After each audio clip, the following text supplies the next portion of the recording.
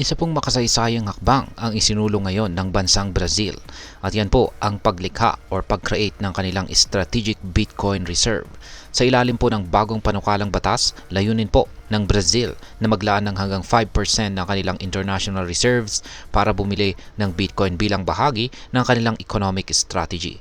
Sa video na ito ay pag-uusapan natin ang layunin ng panukalang ito, kung bakit ito mahalaga at syempre ang posibleng epekto nito sa atin bilang mga Pinoy crypto enthusiast. At ayan, bago pa tayo magpatuloy ay nais ko lamang po munang bigyang linaw ang aking disclaimer kung saan ang nilalaman po ng video na ito ay hindi po ito isang financial advice. For education and information purposes lamang po ang layunin nito. Ayan, ano nga bang strategic Bitcoin reserve na project ng Brazil? Ang Strategic Bitcoin Reserve ay isa po itong plano kung saan ang gobyerno ng bansang Brazil ay maglalagay ng bahagi ng kanilang international reserves kay Bitcoin. Ang layuning ito ay isinusulong ni Congressman Eros Biondini sa Brazil's Chamber of Deputies. Sa ilalim po ng panukala ay maglalaan ang bansa ng hanggang 5% ng kanilang national reserves para bilhin o bumili ng Bitcoin. Ayon po kay Biondini, ang hakbang na ito ay isang paraan para maprotektahan ang ekonomiya ng Brazil laban po sa exchange rate fluctuations o pabago-bagong halaga ng foreign currencies. Layunin din itong maging buffer laban sa mga geopolitical risk na maaari pong makaapekto sa kanilang ekonomiya. Kung maisasabatas po ito ay tinatayang nasa $3 billion na halaga ng Bitcoin ang maaring bilhin ng bansang Brazil kung saan ay magpapalakas ng kanilang reserve assets habang binubuksan ang pinto para sa mas malawak na paggamit ng crypto sa antas ng gobyerno. Ngayon ay ano po ang mga dahilan kung bakit mahalaga ito? Una, ang hakbang na ito ay isang bullish signal para kay Bitcoin. Ipinapakita nito na unti-unti nang kinikilala ng mga bansa ang potensyal ni Bitcoin bilang isang reserve asset. Ang pagkakaroon po ng Bitcoin sa national reserves ay hindi lamang nagbibigay ng diversification, kundi pati na rin ng proteksyon laban sa devaluation ng fiat currency. Pangalawa ay ang ganitong aksyon ay maaaring magbigay inspirasyon sa ibang bansa na sundan ang yapak ng Brazil.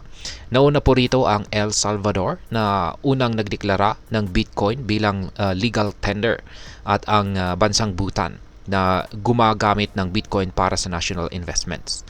Kung maisasabatas po ang panukalang ito, posibleng maging domino effect ito sa mga bansang nag-iisip pa lamang tungkol sa Bitcoin adoption. Kaya ayan, dito sa Pilipinas, kailan naman kaya? Ngayon ay ano naman po ang kahulugan nito para sa crypto space? Kung magtatagumpay ang bansang Brazil sa kanilang plano, maaaring maabot ni Bitcoin ang mas mataas na antas ng kredibilidad sa pandaigdigang market. Ang mga bansang tulad ng US ay naghahanda na rin para sa kanilang sariling Bitcoin reserve sa ilalim po ng administrasyon ni Pangulong Donald Trump. Sa ganitong senaryo, si Bitcoin ay posibleng maging bahagi na po ng mainstream economic frameworks ng mga bansa. Gayunpaman ay hindi rin biro ang mga hamon na kakibat nito. Dahil magsisimula ang bansang Brazil mula sa wala pagdating sa Bitcoin holdings. Ayan, sila pa lamang po ay mag-uumpisa. Kaya kakailanganin po nilang magsagawa ng malaking pag-aaral at implementasyon upang maisagawa ang kanilang plano ng maayos. Ngayon ay ano naman po ang maaaring epekto nito para sa atin bilang mga Pinoy crypto enthusiast. Para sa atin, ang balitang ito ay isang positibong indikasyon na ang crypto ay nagiging bahagi na ng global economy. Kung magtatagumpay ang Brazil sa kanilang strategic Bitcoin reserve, posibleng ma-impluwensya nito ang Pilipinas na mas buksan pa ang sarili sa regulasyon at paggamit ng crypto. Bukod dito, ang pagtaas po ng demand para kay Bitcoin ay maaaring magdulot ng pagtaas ng presyo nito sa global market, kung saan ay makikinabang ang mga Pilipino na nagmamay-ari o nag-hold ng Bitcoin. Gayunpaman ay kailangan pa rin ng maingat na pagsusuri lalo na't volatile o pabago-bago ang presyo ng mga crypto. Ngayon ay ano naman ang aking masasabi tungkol dito? Ang panukalang ito ng bansang Brazil ay nagpapakita po ng isang matapang at progresibong hakbang sa paggamit ng cryptocurrency bilang bahagi ng national strategy. Bagamat may mga hamon tulad po ng volatility at regulatory concerns, ang inisyatibong ito ay nagpapakita ng kahalagahan ng innovation sa modern economy. Bilang isang Pinoy crypto investor, nakikita ko itong isang senyales na mas nagiging seryoso na ang mga bansa sa potensyal ni Bitcoin at ang blockchain technology. Bagamat tila malayo pa bago maganap ang ganitong uri ng plano dito sa atin or dito sa Pilipinas, ang balitang ito ay nagdadala po ng pag-asa para sa mas malawak na crypto adoption sa hinaharap. Kaya ayan mga crypto, ano sa tingin ninyo? Posible bang masundan ng ibang bansa ang yapak ng bansang Brazil sa pagbuo ng strategic Bitcoin reserve?